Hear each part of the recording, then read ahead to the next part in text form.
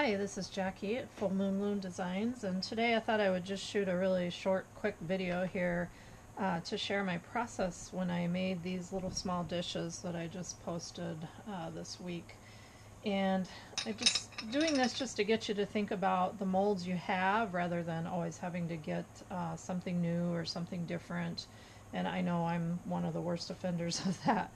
But I wanted to get into making some more smaller pieces, and I thought, oh, little ring dishes or other things you could use a little tiny dish like this for.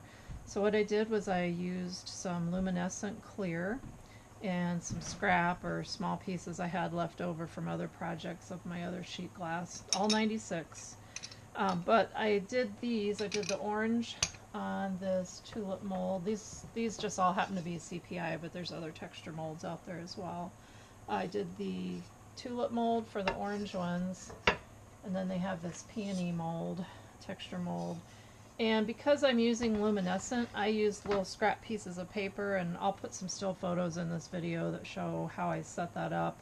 But I did have thin fire under my glass for those. If you're not using luminescent, you shouldn't need paper, although I have played around with using paper just to avoid the zip cleanup. So I thought I would just show you some examples of where this would work. Not only does it work on these round molds, I found I could get 4 3-inch squares on each of those, and maybe even more if I adjusted how I had them laid out.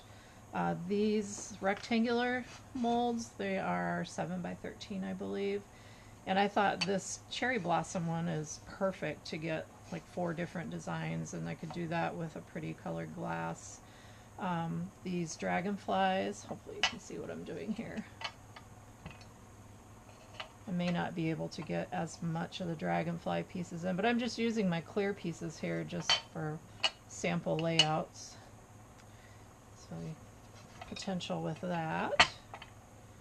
Have snowflake mold here, and because of all the snowflakes on there, there's lots of places I could lay it out, and just like snowflakes, never get 2 pieces exactly the same.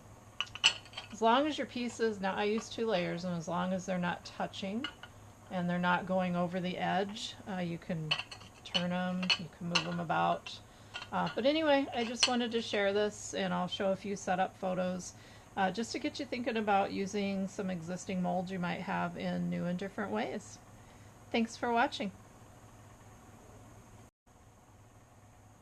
Little bonus content, after I shot the video, I walked over to look through my molds, and I thought this peacock mold might be kind of cool.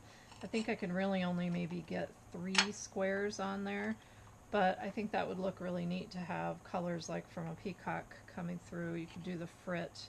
These I only did just 2 pieces of sheet glass, but it would be interesting to do a frit layer and then the glass on top of it. And I have done that with smaller pieces than the mold. I have, maybe I'll find that picture and post it as well. I have one I did on the peony texture mold that was like a 4x6 or 6x8. I believe it was a 4x6 piece, and used some different colors of frit under it, and it turned out really good as well. So anyway, just wanted to share.